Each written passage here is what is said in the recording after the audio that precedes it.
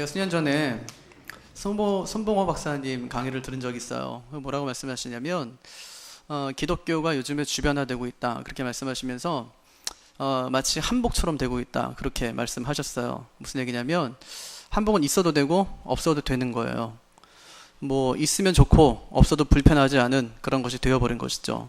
기독교가 그렇게 주변화되고 있다 이제 그렇게 이야기하시는 것을 제가 들었습니다. 기독교가 실제로 요즘 가만히 살펴보면 우리 사회에서 아무런 영향력도 발휘하지 못하는 것처럼 많이 보여져요. 제가 왜 그럴까 한번 생각해봐요. 우리 사회가 굉장히 건강하고 정직하기 때문에 그런 걸까 생각해보니까 별로 그런 것 같지는 않아요. 우리 사회가 되게 정직하거나 아니면 뭐 굉장히 건강하거나 한 사회가 절대 아니거든요.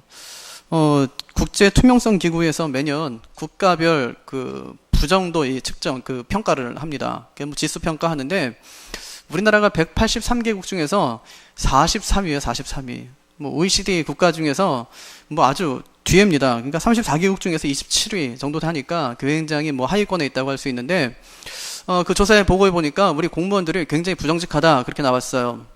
뭐에 대해서 부정직하냐면 뇌물 받는다는 거예요. 뇌물 받는다 그랬어요. 그 청소년들은 그럼 정직하냐? 청소년들 진짜 정직하지 않다는 것입니다. 여러분 시험 보잖아요. 누가 나한테 대리시험 봐줄게 너 나한테 돈 줄래? 이러면 거의 대부분의 청소년들이 아마 거의 대부분의 대학생들이 뭐 아마 돈 줄 테니까 내 대신 한번 시험 좀 봐줘라 아마 그럴 거예요. 누가 나 대신 안 걸릴 자신 있으니까 수능 대신 봐줄까? 그 대신에 한 100만 원만 줄 수 있어? 그럼 100만 원 여러분 엄마한테 말하면 엄마가 또 준비해 줍니다. 예, 부정직하다는 것이죠. 정직하지 않습니다. 친구지간 몰래 이제 갔습니다. 그럼 걸리면 장난이고 안 걸리면 내 거예요. 휴대폰 요새 얼마나 비쌉니까? 휴대폰 몰래 자기가 챙겨요. 그러면서 왜 그러면은 줄 건데 왜 진동을 해놓고 왜 꺼놔요? 걸리면 장난이에요. 안 걸리면 내 거예요. 얼마든지 팔 수 있어요. 중고나라 보니까 뭐 계속 올라와요. 휴대폰 뭐 분실한 뭐 이렇게 뭐 얻으신 분 뭐 하신 분 이렇게 하고 계속 올라오더라고요. 팔 수 있다는 것입니다. 그게 바로 현금화되니까 정직하지 않은 사회를 우리가 지금 살고 있다는 것입니다. 요즘에 한국 교회가 몽사를 앓고 있어요. 정직에 관한 문제 때문에 그렇습니다. 정직하지 않은 거예요. 가장 정직해야 되는 집단이 정직하지 않으니까 부패하니까 여러 가지로 이제 사회적인 문제를 많이 이야기하는 것을 볼 수 있습니다. 부패하니까 냄새가 나고 냄새가 나니까 사람들이 몰려들어서 비판하는 것입니다. 한국교회가 새로워지려면 무엇보다 이 정직운동이 다시 한국교회 안에 일어나야 된다는 것입니다. 사람들이 그래요. 세상 살 때 좀 얕게 살래요. 얕게. 무슨 얘기냐면 너무 정직하게 살지 말라는 것입니다. 좀 부정도 좀 저지르고 그다음에 꾀도 좀 쓰고 그래야 이제 세상에서 성공할 수 있다. 이제 소위 그렇게 많이들 이야기합니다. 이러면 정직하게 살면 손해 볼까요? 예, 정직하게 살면 손해 보는 것 같아요. 저희는 이제 설교자니까 설교할 때마다 가장 부담스러운 부분이 뭐냐면 우리 사업하시는 분들 세금 좀 정직하게 내자. 세금 좀 정직하게 내자 이러면 세금 정직하게 내서 회사가 될 줄 아냐? 세상 모르는 소리 하지 말아라. 목사님 뭐 세상도 모르고 그렇게들 이야기하세요. 근데 실제로 여러분 정직하면 손해봅니다. 세상에서. 그런데 만약에 정직해서 손해봐야 된다면 우리 기독교인들은 마땅히 정직해야 돼요. 우리는 손해보며 사는 사람이 되어야 되기 때문에 그렇다는 것입니다. 저희 누나도 사업을 했어요. 그러니까 제가 늘 얘기하죠. 누나 세금은 절대 떼어먹으면 안 돼. 그러니까 무슨 유혹이 와도 절대 세금만큼은 떼어먹으면 안 돼. 그랬더니 가만히 입 다물고 있어요. 믿음이 참 좋거든요. 그런데 그 부분에 대해서 자기도 자유하지 못하는 거예요. 왜냐하면 주변에 있는 많은 사람들이 모든 사람들이 그렇게 행하고 있으니까. 그렇게 하지 않으면 자기 이윤이 아주 많이 줄어들게 되거든요. 그러니까 정직하지 못하다는 것입니다. 얼마 전에 이 독극물이 든 약 하나가 이제 미국에서 시판되면서 7명이 그 약을 먹고 죽은 사건이 있었어요. 그래서 미국 그 FDA에서 이제 그 시카고 지역에 있는 그 약들을 전부 회수해라 이랬는데 그 회사에서 미국 전역에 있는 모든 약을 전부 회수했어요. 그 다 폐기 처분시켰는데 그것을 회복하는데 한 3년 정도 걸렸다고 그래요. 그런데 그 사건이 있은 다음부터 그 다음에 이 회사의 기업 가치는 굉장히 올라갔다고 합니다. 정직하게 한 것이죠. 여러분 세상은 정직한 사람을 정말 원하지만 정작 정직해야 될 사람은 그럴 준비가 되어 있지 않다는 것이 가장 큰 문제라고 할 수 있습니다. 여러분 사람들은 보통 나는 이 정도면 정직하지 하고 생각해요. 여러분 우리가 뭐 정직하지 않습니까? 우리가 뭐 거짓말을 해도 무슨 거짓말을 그렇게 많이 해요. 엄마한테 약간 거짓말하는 거, 그다음 목사님한테 약간 거짓말하는 거, 뭐 그 정도지. 뭐 우리가 뭐 그렇게 뭐 거짓말 많이 하면서 그렇게 살지 않잖아요. 무슨 사기를 우리가 그렇게 많이 치며 살아갑니까? 그래서 보통 사람들은 자기가 굉장히 정직한 줄 알고 살아가요. 나 정도면 그래도 괜찮지 하고 생각하고 그렇게 살아간다는 것입니다. 정직이 뭐냐? 그럼 우리가 정직하다고 이야기할 때 그 정직이 뭐냐 하는 것입니다. 정직은요, 겉과 속이 다르지 않는 거예요. 이중적인 태도를 버리는 것입니다. 일관되게 살아가는 것이 바로 그런 태도가 바로 정직이라고 할 수가 있습니다. 여러분, 우리 주변에 그런 사람 있나요? 겉과 속이 같고 이중적이지 않고 일관되게 살아가는 그런 사람이 우리 주변에 있습니까? 잘 찾기 쉽지 않다는 것입니다. 전혀 찾을 수 없는 시대가 오히려 어쩌면 지금 우리가 살아가는 시대가 아닐까 생각해요. 그럼 어디서 찾아야 될까요? 그 정직한 사람은 어디서 만날 수 있습니까? 우리는 성경을 통해서 이 정직한 사람을 만날 수 있습니다. 근데 참 이게 비참한 건지 뭔지 모르겠는데 이 성경에서도 이 정직한 사람을 찾는 게 굉장히 어려워요. 여러분, 성경에서 흠을 발견할 수 없는 사람들 여러분 한번 꼽아 보십시오. 저는 두 사람밖에 못 꼽겠어요. 하나는 요셉, 하나는 다니엘. 전 두 사람 정도 꼽을 수 있을 것 같아요. 요셉과 다니엘에게서는 전혀 흠을 발견할 수가 없어요. 근데 오늘 본문에 등장하는 욥은 하나님께서 욥을 가리켜서 이 사람은 온전하고 정직하다고 말씀했는데 이 사람도 나중에 이 고난이 가중되고 또 힘든 것이 점점 심해지면서 나중에 자기가 태어난 날을 저주하고 그렇게 하는 것을 볼 수 있어요. 나중에 하나님께 크게 책망받은 것도 우리가 알 수가 있습니다. 그런데 하나님께서는 그를 향해서 정직하다 이렇게 말씀하셨어요. 무엇이 욥으로 하여금 하나님 앞에서 정직하다는 평가를 듣게 했을까요? 저는 한 두 가지 정도 생각하는데 오늘 본문에 보니까 한 두 가지 정도로 말씀하는데, 하나는 욥이 하나님을 경외했다는 것입니다. 욥이 하나님을 경외하는 사람이었어요. 하나님을 공경하고 하나님을 두려워하는 사람이었다는 것입니다. 그래서 그 앞에서 정직하게 행했다고 하나님께서 그에게 말씀하는 것을 볼 수가 있습니다. 여러분, 우리는 다른 건 몰라도 하나님을 진짜 경외하는 사람이 돼야 돼요.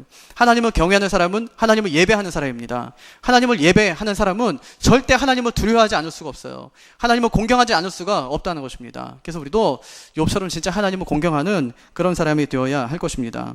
욥은요, 부할 때나 가난할 때나 하나님 앞에서 늘 같은 태도로 살았던 사람이었어요. 그래서 잘 나갈 때 더 잘 섬기지도 않고 망했을 때 하나님을 원망하지도 않았다는 것입니다. 이런 일관된 모습이 정직함이다 이렇게 이제 이야기할 수가 있습니다. 정직한 사람은 말과 행동이 일치하고 또 실제로 사는 대로 말하는 사람이 진짜 정직한 사람이에요. 우리는 말은 잘하잖아요. 근데 삶은 없잖아요. 말한 대로 살아야 되는데 삶은 없고 우리는 말은 잘해요. 예수쟁이들 말 잘한다는 얘기 많이 듣잖아요. 우리가 왜 능력이 없습니까? 경건의 모양은 있는데 경건의 능력이 우리 삶 가운데 없기 때문에 우리의 삶에 능력이 없는 것입니다. 우리는 왜 자꾸만 말로 전도해야 되고 왜 자꾸만 설득해야 됩니까? 우리가 그렇게 능력이 없는 거예요. 우리가 그냥 정직하게 살고 하나님 말씀대로 살면 아마 우리 주변에서 많은 사람들이 우리에게 찾아올 거예요. 예수님께서 말씀하셨듯이 너희는 세상의 빛이다, 너희는 세상의 소금이다, 또 한 가지 너희는 산 위의 동네다 이렇게 말씀하셨어요. 누구든지 알아보고 너희를 향해서 찾아오게 하는 사람이 바로 너희들이다 이렇게 말씀했는데 우리가 바로 그렇게 살지 못하고 있다는 것입니다. 여러분, 자신에게 정직하지 못한 사람은 절대 남에 대해서도 정직할 수가 없다는 것을 여러분 기억하시기를 바랍니다. 그래서 이 정직은요, 그 기준이 하나님의 기준에 근접하는 것입니다. 하나님의 기준에 근접하는 것이 이것이 정직이에요. 정직이 뭐냐? 하나님 말씀에 근접하는 것입니다. 하나님 말씀대로 사는 것이 정직이라는 것입니다. 그래서 하나님의 말씀과 일치된 행동이 이 정직인데 우리가 그런 삶을 살아가야 되겠다는 것입니다. 그런데 왜 많은 그리스도인들이 정직하지 못할까요? 우리는 매일 말씀과 기도로 그렇게 살아가는데 또 그렇게 살려고 노력하는데 왜 정직하지 못할까요? 우리의 구원은 그렇지만 우리의 삶이 하나님 말씀을 추구하며 하나님 말씀대로 살지 못하기 때문에 그렇다는 것입니다. 만약에 하나님 말씀대로 산다면 우리는 날마다 정직한 삶을 살아갈 것입니다. 왜냐하면 하나님 말씀이 우리를 정직하게 하기 때문에 그렇다는 것입니다. 그래서 정직하게 원하면 성경을 먼저 봐야 돼요. 성경을 열심히 읽어내야 돼요. 하나님 말씀대로 살려고 하는 결의와 그 각오가 우리에게 있어야 한다는 것입니다. 여러분, 우린 구원은 아주 거창해요. 죽을 때까지 내가 성경 몇 번쯤 보면 좋을까 생각하다가 한 100번쯤 봐야지 생각합니다. 그리고 우리 연초만 되면 성경 펴 읽습니다. 펴입니다. 그리고 읽기 시작하는 것이죠. 연초에 저희가 그 특별 새벽 기도회 하면서 같이 저희가 디모데에서 성경 읽기를 했어요. 성경 통독. 그러니까 아침에 10시에 와가지고 오후 한 5시까지 이제 하루에 7시간인데 중간에 뭐 쉬고 밥 먹고 빼면 6시간 정도는 빠른 성경 통독 그 테이프를 들고 계속 성경을 봤어요. 유혹이 있더라고요. 야, 이거 힘든데 이거 신약만 볼까? 신약만 볼까? 이틀이니까 뭐 신약 다 보니까 뭐 더 봐야 되는 상황이 됐어요. 더 보는데 막 어깨가 빠지는 것 같고 등이 막 어떻게 되는 것 같아요. 너무 힘든 거예요. 야, 이거 하루 이제 밤새 갖고 나중에 봐야 되겠다. 이거 뭐 이렇게 보다가는 6일 동안 보지도 못하겠다 했는데 그 마지막에 밤새려고 생각하니까 이게 좀 끔찍한 거예요. 그래서 야, 다음 주에 더 보자 이래가지고 다음 주에 더 봤는데 한 8일 정도 봤어요. 8일 정도 보니까 성경을 한번 완전히 보더라고요. 그렇게 여러분 보기 시작합니다. 그럼 말씀 보는 거 어떻게 느껴집니까? 여러분 그렇게 빠른 속독으로 읽게 되면 내용이 잘 들어오질 않아요. 전체적인 흐름은 보일지 모르지만 이게 한 구절 한 구절 내 마음에 묵상이 되는 것은 아니고 계속 반복되는 말씀은 근데 우리에게 또 들어와요. 근데 성경에는 반복되는 말씀이 굉장히 많아요. 여러분 성경 읽다 보면 뭘 느낍니까? 아, 내가 진짜 죄인이구나. 인생이 별거 없구나. 하나님이 정말 우리에게 은혜 베푸시지 않으면 우리 진짜 아무것도 아니구나 하는 것을 그 성경 읽다가 깨닫게 되는 거예요. 아, 이스라엘 백성들이 계속 반복적으로 지었던 죄가 뭐냐? 우상숭배인데 우리 삶에 우상숭배가 없냐? 여전히 있다는 것입니다. 정직하지 못할 때 하나님께서 그들을 책망하시고 심판하셨는데 내 안에 정직함이 있느냐? 살펴보게 된다는 것입니다. 여러분 정직하기 원하면 하나님 말씀 펴들어서 읽기 시작해야 돼요. 하나님 말씀대로 내가 살기로 작정하고 하나님 앞에 그렇게 살아가기 시작해야 된다는 것입니다. 이런 정직의 본은 사람에게서 찾으면 안 돼요. 누가 정직한가 하고 보고 있다가 나도 저 사람처럼 정직하게 살아야지 하고 사람을 기준 삼으면 절대 실망합니다. 왜냐하면 보고 배울 만한 사람이 적기 때문에 그래요. 진짜 우리 주변에는 정직하게 사는 사람, 본을 보이고 그 사람처럼 살았으면 좋겠다는 그 사람을 찾기가 너무너무 힘들어요. 그러니까 그건 여러분 포기하십시오. 정직한 사람 내가 찾으면 그 사람처럼 나도 살겠다 생각하지 말고 오늘부터 하나님의 말씀을 펴서 읽으시기를 바랍니다. 그래서 정직을 배우려고 해도 내 주변에는 정직한 사람이 없다 이렇게 생각하고 사람 믿지 말고 하나님 믿고 사람을 사랑해야 되는 대상으로 알고 사람을 섬기고 하는 우리가 되었으면 좋겠습니다. 여러분 절대 사람 믿으면 안 돼요. 사람 믿으면. 엄마도 믿으면 안 돼요. 알았죠? 그죠? 예, 엄마도 믿으면 안 돼요. 엄마가 고등학교 때 열심히 공부해서 나중에 대학 가서 놀아 이랬잖아요. 근데 대학 가면 뭐 하라고 그래요? 넌 옆에 있는 애는 뭐 아르바이트 하고 자기 학비도 벌고 뭐 하는데 너는 뭐 하냐? 이렇게 하죠. 그죠? 놓을 수 있는 게 아니에요. 사람은요, 자기 편의대로 이야기하고 자기에게 주어진 상황에 따라서 이제 판단하고 이게 하기 때문에 절대 사람 따라 살아가면 안 됩니다. 정직하게 살기 원하면 그 순간부터 우리는 하나님 말씀 펴서 읽기 시작해야 된다는 것입니다. 그래서 성경에 맞는 말을 하고 행동을 하면 그것이 바로 정직으로 가는 비결이다. 그렇게 할 수 있습니다. 그래서 어디서든지 우리가 그렇게 해야 되는데 학교나 교회에서 또는 가정과 직장에서 이 말씀 따라 사는 사람 그게 이제 진짜 정직한 사람이다 하는 것을 마음속에 꼭 새기시기를 바랍니다. 정직한 사람이 태어날까요? 아니면 훈련으로 만들어질까요? 태어날까요? 만들어지겠죠, 그죠? 이름이 만약에 김정직이에요. 정직할까요? 아니요, 정직하지 않아요. 욥이 이름이 좋아서 그 사람이 정직했던 것이 아닙니다. 제가 아는 집사님이 이름이 좀 약간 좀 특이하신 분이 계신데 아버지가 이름 지으실 때 8마리의 용이 이 나라를 지켜라 이래가지고 이름을 지어주셨어요. 나라 조자에 8팔자에 용용자예요. 조팔용. 네, 나라 지키고 있을까요? 아니요. 나라 안 지키고 계세요 지금. 이름대로 되는 것이 아니에요. 훈련으로 된다는 것입니다. 정직하게 원하면 하나님 앞에 우리 자신이 먼저 잘 서야 될 것입니다. 1절에 보니까 우스 땅에 욥이라 불리는 사람이 있었는데 그 사람은 온전하고 정직하여 하나님을 경외하며 악에서 떠난 자다. 이렇게 욥에 대해서 설명하는 것을 볼 수 있습니다. 욥은 여러분 정직한 사람이었어요. 두 가지를 잘했는데 하나는 여호와를 경외하는 거, 하나님 경외하는 거, 두 번째는 악에서 떠나는 거. 이 두 가지 잘했다는 것입니다. 정직하면 두 가지 잘할 수 있대요. 하나 하나님을 경외하고 또 하나 악에서 떠나는 것입니다. 욥이 그것을 잘 했다는 것입니다. 이게 정직입니다. 정직한 사람은 하나님과의 관계만 잘하는 것이 아니라 이웃과의 관계 역시 잘 한다는 것을 우리 이 말씀을 통해서 알 수 있는데 하나님과의 관계를 잘 한다는 것은 무엇이냐면 예배 드리는 거예요. 그럼 욥이 잘했던 게 뭐냐면 예배하는 거였어요. 욥기 잘 읽어보세요. 번제로 시작했다가 나중에 욥은 또 번제로 이제 이 욥기가 끝나는 것을 알 수 있어요. 그러니까 욥은 하나님께 예배하는 것을 정말 잘했습니다. 여러분 예배하는데 성공하면 하나님과의 관계가 진짜 회복될 수 있어요. 예배하는 자리에 나올 때 예배를 사모하고 나오면 하나님께 예배를 통해서 우리에게 복 주시기 때문에 은혜 주시기 때문에 하나님 만나 주시기 때문에 하나님과의 관계를 잘 이어갈 수 있다는 것을 여러분 기억하셨으면 좋겠어요. 둘째는 이웃과의 좋은 관계를 맺으려면 악에서 떠난다 이렇게 했는데, 욥이 잘했던 것이 뭐냐면 자기가 가진 돈으로 이웃을 구제한 거예요. 자기가 가진 돈을 이웃에게 흘려보낸 거예요. 여러분 돈 한번 써보세요. 돈이 참 능력이 있어요. 사람을 모읍니다. 내가 좋은 사람이 갑자기 돼요. 여러분 친구들한테 맛있는 거 한번 사줘보세요. 한 번 사주지 말고 일주일 내내 한번 사줘보세요. 그러면 친구들이 날 좋아하게 돼 있어요. 진짜 좋아하게 돼 있어요. 내가 가진 거 막 친구한테 나눠줘 보세요. 그럼 친구들이 진짜 좋아하게 돼 있어요. 내가 아끼는 거, 가장 좋아하는 거 친구한테 막 빌려주고, 옷도 막 빌려주고 이렇게 해보세요. 그러면 친구들이 야, 너 왜 이렇게 바뀌었냐 이렇게 좋아하게 돼 있어요. 관계가 맺어지는 것입니다. 그런데 어떤 사람은 자기의 돈은 절대 안 써요. 우린 또 인정이 있잖아요. 누가 한 번 사면 나도 한 번 사야 되는데 3번 살 동안 한 번도 안 사. 그럼 걔는 진짜 나쁜 애가 되는 거예요. 내 앞에서 얘기 안 하죠. 내 앞에는 얘기 안 하는데 뒤에 가면 걔는 나쁜 놈이 돼 있어요, 벌써. 여러분, 욥은 그렇게 살지 않았어요. 하나님께서 자기에게 물질 주셨을 때 이것은 내가 노력해서 얻은 것이 아니라 하나님께서 나에게 부를 허락하셨으니까 이 부를 통해서 내가 흘려보낸다는 생각 가지고 진짜 많은 잔치를 베풀었어요. 여러분, 지금도요, 진짜 힘들게 사는 사람들 많이 있잖아요, 그죠? 힘들게 사는 분들이 굉장히 많이 있는데, 그런 친구들을 갖다 모아가지고 매일 먹여주고 또 뭐 입혀주고 이런 일을 누군가가 해야 한다고 생각하면 그건 진짜 아주 큰 일을 감당하고 있는 거예요. 저 가끔 그런 생각해요. 교회가, 초대교회는요, 어떤 교회였었냐면 모든 교회가 가정을 돌보는 교회였어요. 그러니까 모든 사람이 한 가정을 돌보는 교회였다고요. 어려운 가정을 온 교회가 돕는 그런 교회였어요. 우리 교회만 돼도 가정이 굉장히 많잖아요. 뭐 한 2,000명 정도 되니까 얼마나 가정들이 많겠어요. 그러니까 만약에 우리가 한 20가정 정도 이제 묶어가지고 이 가족을 갖다가 짜주고, 이 20가정 중에서 혹시 어려움 당하는 가정이 있다면 이 20가정이 진짜 십시일반 해가지고 그 가정을 도와주면 아마 그 가정은 금방 회복될 거예요.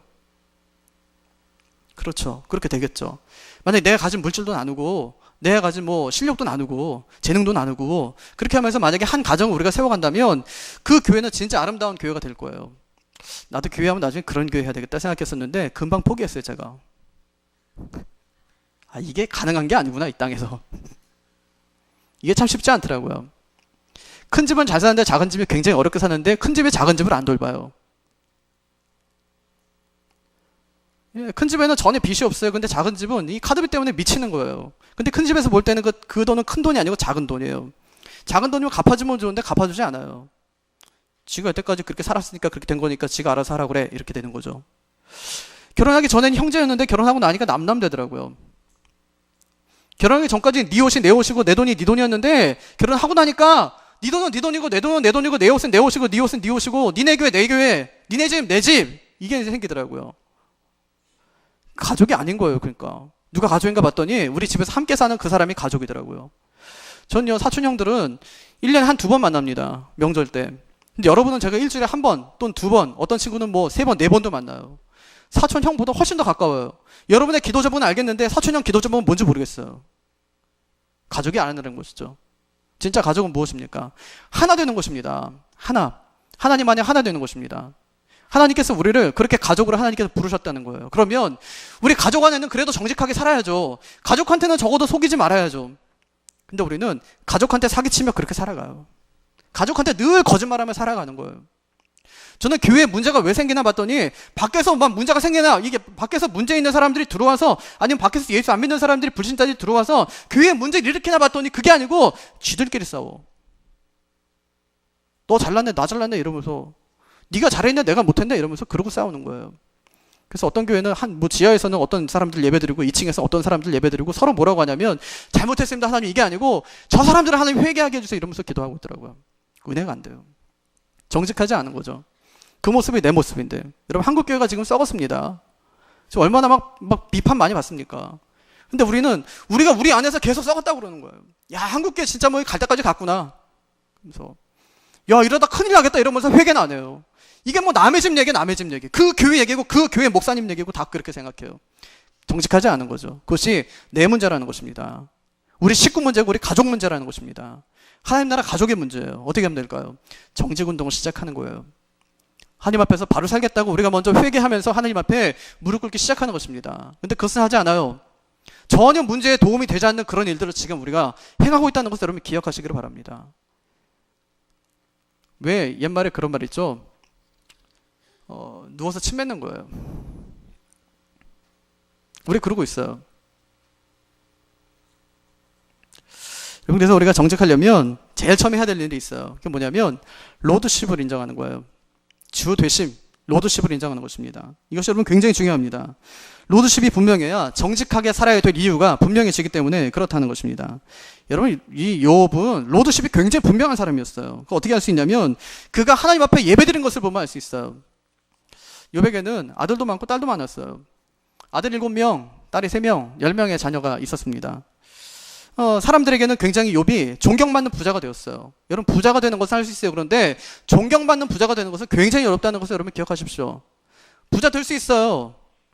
로또 하면 되니까. 될 수 있어요. 열심히 노력하고 뭐 기회가 주어지는 대로 열심히 하면 할 수 있을 것 같아요. 부자 될 수 있을 것 같아요. 그런데 존경받는 부자가 되는 것은 굉장히 어렵다는 것을 여러분 기억하십시오. 그래서 아들들이 이 생일이 되면 잔치를 벌이잖아요. 잔치를 벌이면 이 욥이 부자니까 아들들한테 전부 집을 한 채씩 사줬어요. 집. 굉장히 바람직한 아버지죠.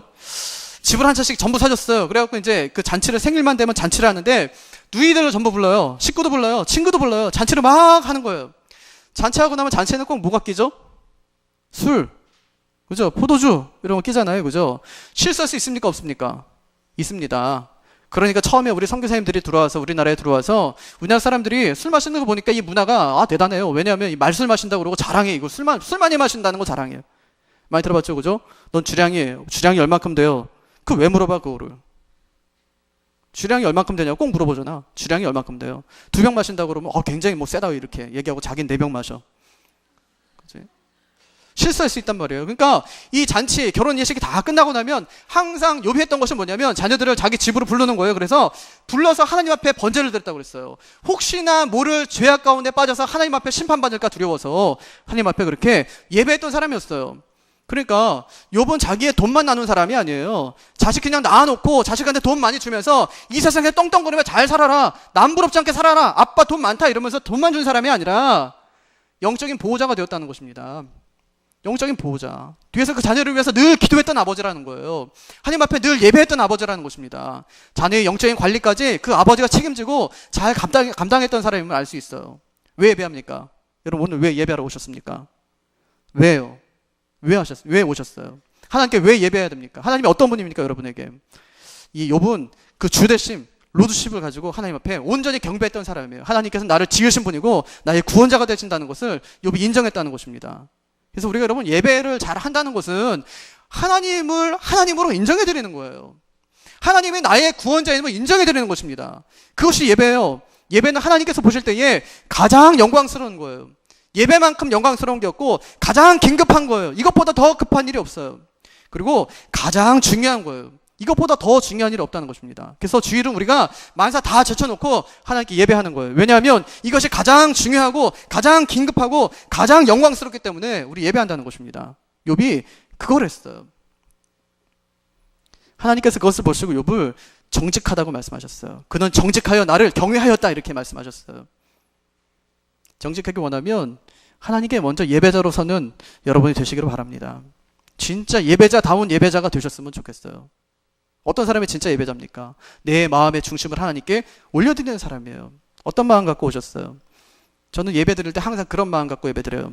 하나님, 제가 한 주간 동안 살아갔는데 한 주간 동안 살면서 이런 기도 제목 가지고 또 이런 모습 가지고 이렇게 살아왔습니다. 이런 기도 제목 가지고 하나님 한 주간 동안 내가 보냈는데 하나님, 오늘 제가 예배를 통해서 하나님께 묻습니다. 올려드립니다. 하나님, 예배를 통해서 찬성할 때 또는 찬양대의 찬양을 통해서 또는 장로님의 기도를 통해서 아니면 목사님의 그 말씀을 통해서 저에게 응답해 주십시오.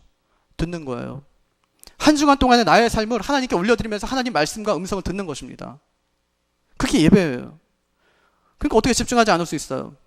어떻게 예배 시간에 예배 이후의 스케줄을 어떻게 관리할 수 있습니까? 있을 수 없는 일이에요. 어떻게 예배 시간에 여러분, 어떻게 우리가 이 핸드폰을 볼 수 있습니까? 그런 유혹이 있다 할지라도 보지 않는 거예요. 왜냐하면 지금 하나님께 내가 예배하고 있다는 것 때문에. 여러분, 은혜 받아보세요. 예배를 못 드려요. 왜냐하면 그 영광스러운 자리에 내가 지금 나아간다는 생각 때문에 하나님의 이름도 부를 수 없고 예수님의 이름만 들려도 내 눈에서 눈물이 흐르기 때문에 그 영광스러운 자리에 우리가 지금 참여하고 있는 거예요. 여러분, 제가 우리 교인들 신방 가보면 가끔 아파가지고 예배 못 나오시는 분들이 계세요. 그게 1년이 되고 2년이 되고 3년이 되면 그분들의 마음의 소원이 뭐냐면 교회 나와서, 시민교회 나와서 한번 예배 한번 드리는 거예요. 그리고 죽었으면 좋겠다는 거예요. 그게 소원이에요. 그 권사님의 소원을 여러분은 매주마다 지금 하고 있는 거예요. 마지막으로 내가 이 자리에 나와서 하나님께 예배 한번 하고 천국 갔으면 좋겠다. 그날이 올지 모르겠다, 이렇게. 그게 마음의 소원인 분도 계세요. 하나님께 예배의 자리에 나온다는 것은 엄청난 특권이에요. 하나님께서 우리에게 주신 특권이라는 것입니다. 그래서 그것이 정직한 삶을 살 수 있는 가장 기초가 되는 가장 중요한 첫 번째라는 것을 여러분 기억하시기를 바랍니다. 그 두 번째는, 정직한 삶을 살려면 내가 주님의 청직이라는 사실을 기억해야 돼요. 내가 누구인지를 분명히 알아야 된다는 것입니다. 여러분, 욥에게는 재산이 굉장히 많이 있었어요. 재산이 굉장히 많이 있었어요. 욥은 그 재산이 어디로부터 왔는지를 분명히 알았어요. 그리고 그 재산은 내 것이 아니라 하나님의 것이라는 것을 욥이 분명히 알았어요. 이것은 나를 위해서 사용하라고 하나님께서 주신 것이 아니라 하나님께서 하나님의 뜻대로, 하나님의 방법대로 내 재산을 사용하라고 하신 것을 욥이 분명히 알고 있었어요. 자기는 자기의 부함 때문에 한 번도 자랑거리를 삼지 않았어요. 그것을 통해서 오히려 많은 사람들에게 흘려보냈고, 그것을 통해서 하나님께 영광 돌리는 삶을 욥이 살았던 것을 여러분 기억하시길 바랍니다. 우리도 하나님께서 우리에게 재물 주실 수 있어요. 또 하나님께서 우리에게 권력도 주실 수 있어요. 하나님께서 우리에게 명예도 주실 수 있어요. 우리에게 하나님께서 지혜도 주실 수 있어요. 그런데 그것은 마치 내가 얻은 것처럼 생각하면 안 되고, 하나님께서 나를 통해서 무엇인가 일하기 위해서 하나님께서 하신 것이라, 주신 것이라 생각하고 흘려보내는 사람들이 돼야 돼요. 여러분, 살다 보면 내가 원치 않는데 자꾸만 길이 열릴 때가 있어요. 나는 원래 공부는 별로 아닌데 하나님께서 자꾸만 길을 열어줘, 공부 쪽으로. 그럼 생각해요. 그때 그 자리에 멈추고 생각해요. 왜 하나님 나에게 공부의 길을 자꾸만 왜 열어주십니까? 물어봐야 돼요. 돈이 막 벌려요. 자기는 원래 돈 벌려고 하는 그런 생각도 없었는데 하나님께서 막 돈 주셔. 그러면 그때 멈추고 물어봐야죠. 하나님 왜 자꾸만 저에게 돈 주세요? 이러고 물어봐야죠. 근데 안 물어봐요. 왜? 물어보면 대답하실까봐. 그 대답하시면 안 되거든요. 그 응답하시면 안 돼요. 그러니까 우리 안 물어봐요. 돈이 계속 벌리는데 안 물어봐요. 장사 열었는데 자꾸만 잘 돼요. 막 부하고 자꾸만 넘치도록 막 채워주시는데 안 물어봐요. 어디 쓸까요? 안 물어봐요. 왜냐면 조금만 생각하면 너무 쓸 때가 많거든요. 너무 쓸 때가 많아요. 안 물어봅니다. 조금 더 이렇게 살아가죠. 돈과 권력과 명예가 있습니다. 이 셋 중에 붙잡으라고 하면 아마 셋 중에 하나 붙잡겠죠. 돈 붙잡을 거예요, 많은 사람들이. 왜냐하면 지금은 자본주의 사회로 우리가 살고 있기 때문에 돈이 모든 것을 평가하고 결정하는 그 가치가 되어 있기 때문에 우리는 아마 돈을 선택할 거예요. 돈을 선택하면 저절로 명예도 권력도 주어진다고 믿기 때문에 그렇죠. 근데 욥은 두 가지 빼놨어요. 하나님께서 물질 주셨어요. 그랬더니 물질 하나 붙들고 살아가요. 명예를 구하지 않았어요. 권력을 탐하지 않았어요. 근데 우리는 물질을 딱 붙잡은 순간에 권력도 탐하게 되고 명예도 탐하게 돼요. 그래서 우리는 만약에 셋 중에 하나를 붙잡아야 된다면 딱 하나만 붙잡아야 돼. 나는 명예를 붙잡겠다 하면 돈과 전혀 상관없는 사람, 권력과는 전혀 상관없는 사람이 되고, 또 내가 권력을 붙잡았다고 하면 돈도 절대 상관없는 사람이 되고, 그 다음에 그 명예도 전혀 상관없는 사람이 되고 해야 되는데 그게 참 쉽지 않다는 거예요. 나중에 그래서 하나 붙잡아라 했는데 세 가지 다 붙잡다가 사회면에 나와요. 신문 사회면에. 신문 사회면에 나오는 것입니다. 정직하지 않다는 것이죠. 한 가지 기억했으면 좋겠어요. 나는 주님의 청직이다. 여러분이 청직이에요. 청직엔 뭐가 없죠? 권리가 없어요. 청직엔 권리가 없어요. 여러분, 은행에 갔습니다. 돈 예금하려고요. 100만 원 가져갔어요. 창고에 있는 여직원한테 100만 원 맡깁니다. 입금해 주세요. 자기가 돈 받았어요. 내 거예요? 내 것처럼 막 쓰는 사람 있어요. 어떤 조그만 은행에서 어떤 여직원은 7억 얼마를 갖다가 자기가 이제 횡령해가지고 막 계속 도망 다녀요. 내 돈 아니죠? 하나님께서 우리에게 맡기셨다는 것을 여러분 기억하면 정직해 줄 수 있어요. 아, 이게 내 게 아니구나. 정직해 줄 수 있습니다. 그럼 남의 돈 쓰는 것만큼 쉬운 게 있나요? 내 돈 쓰는 건 어려운데 남의 돈 쓰는 건 어때요? 엄청 쉽죠? 여러분, 통장이 남의 통장이 되기를 바랍니다. 남의 통장. 내 통장 말고 남의 통장. 그럼 진짜 쉬워져요. 그때부터는. 통장 하나 더 만드는 거예요. 남의 통장으로. 그때부터는 밥 사주는 게 너무 쉬워요. 왜냐하면 어차피 다른 사람한테 사줄 건데 뭐. 어차피 이건 누군가에게 사줄 건데 뭐. 어차피 누군가를 위해서 쓰려고 만들어 놓은 통장이 뭐 그 돈인데 뭐. 그건 아깝지가 않아요. 나무를 위해서. 나무를 위해서 일정 부분 헌신할 수 있는 사람들이 되었으면 좋겠어요. 하나님께서 그거 하라고 나에게 돈 주시는 거 아닐까요? 그거 하라고 하나님께서 나에게 직장 하나님께 잡아주시는 거 아닐까요? 하나님께서 그거 하라고 하나님께서 우리를 이렇게 우리의 공동체로 하나님께서 주신 거 아닐까요? 그거에서 정직하지 아니하면, 돈에서 정직하지 않으면 절대 다른 것으로부터는 정직할 수가 없어요. 여러분, 제일 쉬운 게 돈 나누는 거예요. 진짜 어려운 거 뭐냐면 생명 나누는 거예요. 근데 우리는 하나님 앞에 겁도 없이 생명 나누겠다고 해요. 돈은 나누지 못하면서. 왜냐하면 생명은 눈에 보이지 않거든요. 눈에 보이지 않는 것은 얼마든지 나눌 수 있는데 눈에 보이는 것은 절대 나눌 수 없어요. 정직하지 않은 거죠. 그래서 우리는 나는 하나님의 청직이다. 난 청직이다. 그렇게 살면 정직할 수 있다는 것입니다. 하나님의 이 욥을 자랑해요. 욥을 자랑하는데 사탄에게 자랑합니다. 뭐라고 자랑하냐면, 내 종 욥을 주의하여 보였느냐. 그와 같이 온전하고 정직하여 하나님을 경외하며 악에서 떠난 자는 세상에 없느니라. 이러면서 이제 자랑해요. 무슨 얘기냐면, 너 예전에 왜 아담을 갖다가 아담하고 너가 아담 이렇게 탁 욕해가고 너가 한번 딱 꺾은 적 있지? 너 가갖고 한번 욥을 한번 꺾어봐. 욥의 정직함을 한번 꺾어봐. 가능한가? 이런 말이에요. 사탄이 하는 말이 있습니다. 하나님께서 오늘까지 지켜줬으니까 욥이 정직한 거지, 절대 하나님께 지켜주지 않으면 욥도 넘어지고 말 것입니다. 이렇게 이야기해요. 그때 하나님께서 그 사탄에게 욥의 물질을 다 맡겨버려요. 어떻게 되죠? 하루아침에 다 날아가요. 자식도 하루아침에 다 죽습니다. 종들도 다 잡혀가고 죽고, 그 다음에 모든 가축도 다 죽어버리고 도적 맞아버리고 다 그렇게 돼요. 그랬더니 욥의 고백이 뭐였어요? 마지막 욥의 고백은 무엇입니까? 주신 이도 여호와시고 취하신 이도 여호와시고 오직 하나님만이 영광을 받으실 뿐이다. 이러면서 이제 고백하게 되는 것을 볼 수가 있어요. 욥은 자기가 누군지를 분명히 알았어요. 나는 하나님의 청직이라는 것입니다. 정직했어요. 내 것은 내 것이 아니라는 것을 욥이 분명히 알았다는 것입니다. 우리도 그런 사람 되었으면 좋겠어요. 여러분, 우리는 생각보다 아무것도 아닌 사람들이에요. 우리 아무것도 아니에요. 우리가 회사에서 그렇게 대단한 사람들 아닙니다. 내가 만약에 내일부터 출근하지 않아도 회사는 여전히 잘 돌아가요. 염려하지 마세요. 염려하지 마세요. 얼마 전에 장례식 갔는데 어떤 권사님 그래요. 남편이 돌아가셨어요. 눈에서 눈물이 막 나와요. 근데 이 손은 계속 입으로 들어간대요. 눈에서 눈물이 계속 나오는데 손은 계속 입으로 들어간다는 거예요. 이건 내려오고 이건 올라간대. 여러분, 그게 사람이에요. 내가 만약에 하나님께서 오늘 나를 불러가신다. 그럼 세상이 굉장히 요동칠 것 같죠, 그죠? 아니요. 아무 일도 일어나잖아요. 여전히 세상은 어저께처럼 그냥 내일도 흘러갈 거예요. 내가 그렇게 대단한 사람이 아니에요. 하나님께서 나에게 주신 것이 그렇게 큰 것과 대단한 것이 아니라는 것입니다. 하나님께서 그거 필요해서 우리에게 달라고 하시는 것도 아니에요. 하나님께서 하나님 보실 때 가장 귀하기 때문에 우리에게 그것을 주신 것도 아니에요. 잘 관리하라는 것입니다. 그것이 우리의 책임이라는 것이죠. 한국교회가 요즘에 많은 어려움들을 겪고 있습니다. 정직에 관한 문제 때문에 그래요. 속여왔다는 것입니다.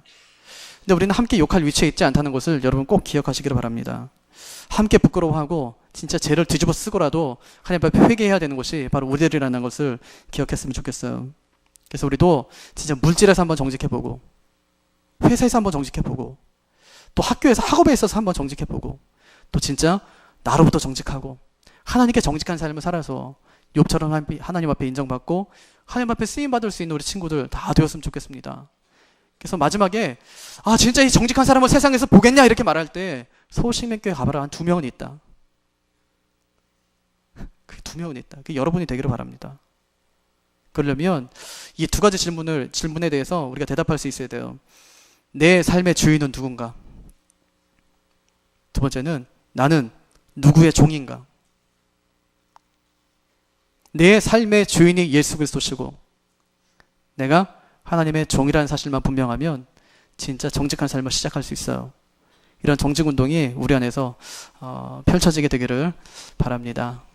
같이 한번 기도했으면 좋겠습니다. 기도할 때 하나님, 제가 진짜 정직한 삶을 살 수 있도록 하나님 도와달라고, 정직한 그리스도인 될 수 있도록 해달라고 같이 잠깐 동안 기도하도록 하겠습니다. 하나님 아버지 감사합니다. 하나님, 정직한 삶을 살아야 하는데 우리 안에 하나님 정직한 것이 없습니다. 선이 있나 찾아봐도 우리 안에 선한 것이 없습니다. 하나님 아버지, 늘 악한 것에 유혹되며 살아가고 미혹되며 살아가는 것이 우리 인생입니다. 하나님 아버지, 긍휼히 여겨주시기를 간구합니다. 하나님 뜻대로 살아야 되지만 하나님 뜻대로 하나님 살지 못하고 하나님 말씀대로 살지 못하는 저희를 하나님 긍휼히 여겨주시고, 아버지 하나님, 우리 안에서 다시 한번 정직운동이 시작되고 정직한 삶을 통해서 하나님께 영광 돌리는 그런 삶이 될 수 있도록 도와주시기를 간구합니다. 하나님, 지금 교회가 세상으로부터 하나님 지탄의 대상이 되고 하나님 욕을 먹고 있는데, 하나님 아버지, 이런 상황 가운데 우리가 해야 될 일이 하나님 정말 정직을 회복하는 일이라면 하나님 우리가 먼저 시작할 수 있도록 하나님 은혜를 부르시기 간구합니다.